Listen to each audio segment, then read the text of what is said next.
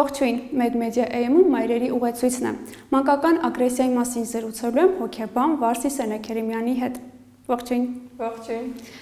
Ինչ է ագրեսիան։ Ագրեսիան դա մեր կարելի ասել պաշտպանական մեխանիզմներից, տարբերակներից մեկն է, երբ ժամանակի ընթացքում մեր փոքրիկ այսպես հոգեվիճակներում դա զարգանում եւ ձևավորվում է, հետո ավելի զարգացման տարբեր փուլերում տարբեր ձևերով է դրսևորվում։ Երեխաների դեպքում դա իրենց հույզերի, իրենց զգացողությունների մասին, այսպես առաջին կարելի ասել կարմիր այն լույսն է, որ վառվում է, որով մենք փորձում ենք հասկանալ, որ ինչ-որ մի բան այնպես չի գնում, չի ստացվել իրենց հարաբերությունները արտաքին աշխարհի հետ, եւ որպես պաշտպանություն երեխան ընտրում է ակտիվ կամ пассив ագրեսիան, հարձակվում է կամ փորձում է ինքն իրեն ինչ-որ ձևով այսպես վնասել կամ ուրիշներին վնասել, ցույց տալով, որ ես ինչ-որ կոնֆլիկտներ ունեմ, զգացողություններ ունեմ, որոնք մեծերը չեն տեսնում կամ չեն նկատում։ Եթե կարճ, ապա դա Ագրեսիան արտահայտվում է ինչպես երեխաների հանդեպ, այնպես էլ մեծահասակների։ Ո՞րն է տարբերությունը երեխան ինչպես է ընտրում ում հանդեպ ինչպես է ագրեսիա դրսևորել։ Շատ կարևոր է ագրեսիան հասկանալ, որ դա հենց այնպես մի օր չի առաջանում։ Այսինքն ագրեսիայի համար երեխան ունեցել է շատ լուրջ պատճառներ, որոնք իր մոտ ձևավորվել են։ Առաջի բանը դա ընտանիքում փոխհարաբերություններն են կամ այն հեղինակավոր անձում հետ ինքը երկար շփում ունի, իր մոտ տեսնում է որոշակի ագրեսիվ դրսևորումներ հենց երեխայի նկատմամբ, հենց իր անձի նկատմամբ, եւ այդ վարքային մոդելը, այդ հաղորդակցման տարբերակը երեխան վերցնում է եւ ասում է, որ նույնիսկ կան չէ երեխաներ, երբ որ մենք նկատում ենք, իրենք բարձր ձայնով են խոսում, իրենց շարժումների մեջ ինչ որ կոպտություն կա, որոշակի այսպես դրսևորումներ եւ մենք դա տեսնելով պետք է հասկանանք, որ սա հենց երեխայինը չի, այլ վարքային մոդել է, տարբերակ է, որ նա վերցրել է իր մեծահասակից։ Մյուսը, որ բացի վարքային մոդել լինելուց, երեխան սա ընդունում է որպես իրեն պաշտպանելու միջոց, իրեն հարաբերություն արտաքին աշխարհի հետ եւ տեսնում է օրինակ, երբ որ ինքը որոշակի անհամաձայնություն է ունենում իր ծնողի հետ, ծնողը ինչպես է արձագանքում տվյալ իրավիճակին եւ դա երեխան վերցնում ու փոխանցում է իր փոքրիկ միկրոմիջավայր, մանկապարտեզում։ Եվ շատ հաճախ կան նկարներ նմանատիպ, երբ մայրը օրինակ երեխայի վրա գոռում է, բարկացած է լինում եւ երեխան հետո այդ նույն ագրեսիան տեղափոխում է շան, կատվի կամ իր ընկերոջ վրա։ Այսինքն սա մի շղթա է, որտեղ պետք է հասկանալ, որտեղից է առաջացել երեխայի մոտ ագրեսիան, ով է դա կամ ինչն է ձևավորել այդ ագրեսիայի պատճառը։ Տարբերակները շատ են լինում, օրինակ նույնիսկ հաճախ նաև հանդիպող իրավիճակ է, երբ տանը երկրորդ երեխան է ծնվում եւ առաջնեկը հաղթահարած չի լինում երկրորդի ծնունդը, անկախ իրենից, իրեն իր տարածքի, իր սահմանների մասին, իր եւ ծնողների հետ փոխհարաբերությունների մասին ցանկանում է բարձրաձայնել, որ ես այստեղ անհամաձայնություններ ունեմ, ինձ ինչ որ մի բան դուրս չի գալիս եւ սկսում է օրինակ վնասել փոքրիկին, չընդունել փոքրիկին Ծնողները ասում են դե լավ ժամանակավոր բան է կանցնի, բայց ագրեսիան, եթե մենք այդ բացասական հույզերի հետ չենք աշխատում, չենք այսպես փորձում դա ինչ որ միտեղ ուղարկել եւ կանխել, իսկ ինչպես պետք է աշխատել այս բարեկային հույզերի հետ։ Որքան երեխան փոքր է, իրավիճակը այնքան ավելի բարդ է, բայց պետք է ամեն դեպքում անդրադարձ ունենալ։ Նախ առաջինը կարևոր է, որ մենք եթե մեր վարքում ունենք այդ մոդելը, մենք ինքներս այդ օրինակը փորձենք փոքրացնել, քչացնել եւ կանխել։ Փորձել հասկանալ մեր ագրեսիայի պատճառները որոնք են, որպեսզի չփոխանցենք երեխային։ Եթե մենք տեսնում ենք, որ շատ մոտավորապես մինչև 3 տարեկան երեխաների մոտ մեկ-մեկ նաև լինում է, որ երեխան իր սերը արտահայտելու, իր ուրախությունը արտահայտելու համար կարող է ճմկտել, կարող է խփել, հարվածել եւ այլն, եւ ծնողները պիտի դա նաև այսպես փոքրիկ ֆիլտրացիա անեն, հասկան տեսնում են, եթե դա դրական հույզերով ուղեկցվող պահ է, ուրեմն դա ագրեսիա չէ, դա սիրո դրսևորման, իր զգացողությունների մասին պատմելու տարբերակ է, բայց եթե կոնֆլիկտային իրավիճակներ են ու երեխան առաջինը որպես այդպես մոդել վերցնում է այդ հարվածելու, կոպտելու տարբերակ, ուրեմն պետք է երեխային այդ պահին շեղել, գործողությունը փոխել, երկար խրատներ, բացատրություններ պետք չէ տալ, որ դու չի կարելի, չպիտի խփես եւ այլն, այլ պարզապես անընդհատ շեղել իր գործողությունը։ Եվ եթե մենք բարբերաբար տեսնում ենք, որ երեխան ունենում է այդ հարվածելու ցանկությունը, տալ իրեն դաշտ, որտեղ ինքը կարող է հարվածել։ Շատ հաճախ դա օրինակ սովորական բարձից սկսած, վերջացրած շատ ավելի լուրջ ինչ-որ մարզական միջոցները կարող են օգնել երեխային։ Մյուս բանը դա շնչառական վարժություններն են, որոնք մեր փոքրիկներին մենք կարող ենք սովորեցնել։ Շատ կարևոր է, որ մինչև դա էլ նաև անդրադարձ ունենանք, թե ինչ է երեխան զգում, զգացողությունները թարգմանենք երեխայի։ Այսինքն, երբ որ մենք տեսնում ենք իսկապես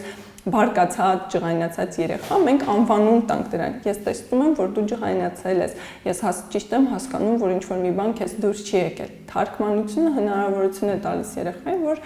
մի հատ ինքը այսպես դուրս գա այդ կերպարից եւ կողքից նայի այն ամեն ինչի հետ, ինչ որ իր հետ կատարվում է։ Եվ արդեն այդ ժամանակ տալիս ենք որոշակի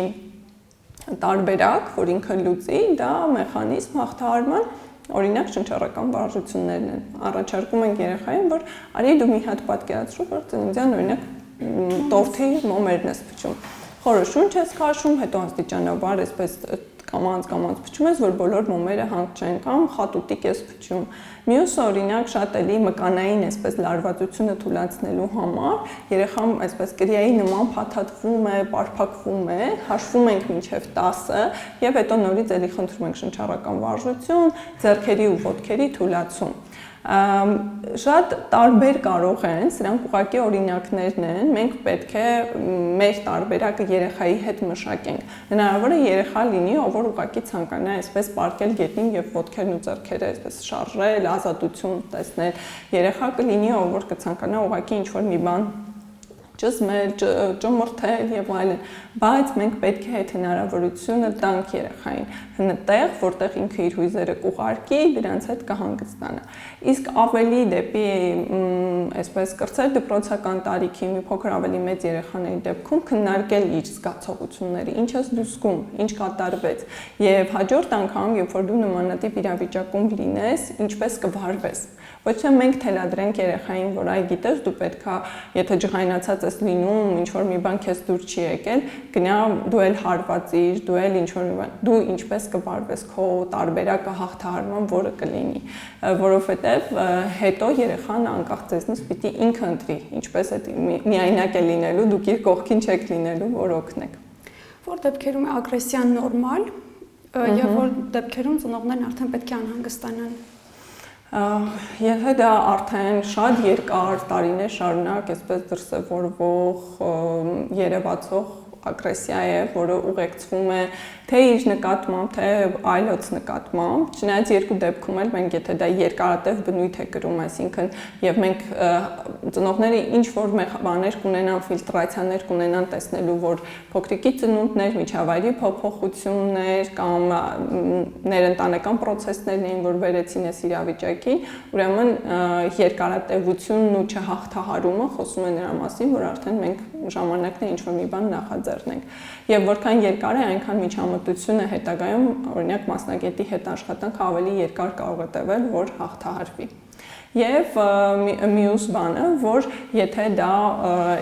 ավելի շատ այսպես սոցիալական որևիցե ինչ-որ օղակում անընդհատ կրկնվող process-ների մասին է, օրինակ դպրոցում երեխան անընդհատ խնդիրների առաջ է կանգնում, ինչ-որ ձևով փորձում են այսպես տարբեր ձևով հաղթահարել, բայց միշտ նորից վերադառնում են նույն կետին, նույն իրավիճակին, չի հաղթահարվում, արդեն երեխան ունի որոշակի պիտակավորում, նույն այդ դու ագրեսիվ ես, անկարգ ես եւ այլն, այս դեպքերում արդեն պետք է դիմել մասնագետի։ Ծնողը ինչպես պետք է, ինչ ռեակցիա պետք է ունենա, ինչպես պետք է արձագանքի երեխայի ագրեսիային, որպեսզի չվնասի երեխային, այլ ընդհակառակը օգնի։ Առաջինը հենց իր ոչ թե ագրեսիայով պատասխանելն է, որը մենք հաճախ ունենում ենք, երբ որ երեխան այսպես գոռում է, բարկանում է, չգիտեմ, ինչ-որ շարժումներ է անում, ծնողները հավասարազոր այսպես նույն շարժումներն են ունենում, եւ երկրորդը արդեն նշեցի են բոլոր մեխանիզմները, տարբերակները, այսինքն թարգմանում է երեխայի զգացողությունները, խոսում է, քննարկում է, փորձում է իրավիճակները տեսնել ինչպիսին են եղել, ինչն է դրդել երեխային նմանատիպ վարքին։ Լինում են դեպքեր, երբ երեխաները ագրեսիվ են այլ երեխաների հանդեպ ու նաև մեծահասակների, բայց կան երեխաներ, ովքեր ագրեսիվ կամ կռվարար են, հա, միայն իրենց տարիքի երեխաների հետ։ Դա ինչով է բացատրվում եւ ինչպես կարելի է օգնել այդ երեխաներին։ Տեսեք, սոցիալիզացիան այնպիսի մի բան է, որ մոտավորապես մինչև 6 տարեկանը երեխայից շատ հաճախ ծնողները ակնկալում են, որ երեխան պետք է շատ ընկերասեր լինի, խաղալիքները կիսի եւ այլն, այսպես ինչ որ շատ համերաշխ միջավայր ստեղծի, որտեղ որ գտնվում է, բայց պետք է հաշվի առնել տարիքային առանձնահատկությունները։ Մինչև 6 տարեկան երեխայի համար դժվար է պատկերացնել, որ այն միջավայրում, որտեղ որ ինքը հիմա կա, օրինակ 1 ժամանոց է կամ երկարատև մանկապարտեզ մի ամբողջ օր, դժվար է պատկերացնել, որ ես կարող եմ իմ խաղալիքը կիսել ինչ-որ մեկի հետ, որովհետև մտածողության տեսանկյունից ինքը տեսնում է միայն իրեն այդտեղ կամ մեկին, ում որ ինքն է ընտրել, ինքն է հրավիրել, բերել իր խաղներ մուծել եւ պահանջել, որ դու պիտի անպայման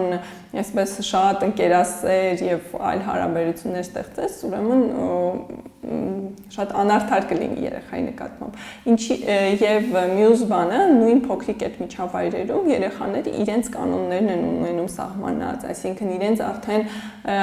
կարելի ասել, եթե պարբերաբար կրկնվող իրավիճակ է, ուրեմն անառողջություն կա այդ հարաբերությունների միջև։ Այստեղ մեծահասակների խնդիրն է տեսնել, թե որտեղից է այդ խնդիրը առաջացել։ Ինչի ամեն անգամ նույն մանկապարտեզի այդ երկու երեխաները իրար հետ ինչ որ հարաբերություններ չեն կարողանում բարելավել։ Ինչ խորհուրդ ունեք ծնողներին։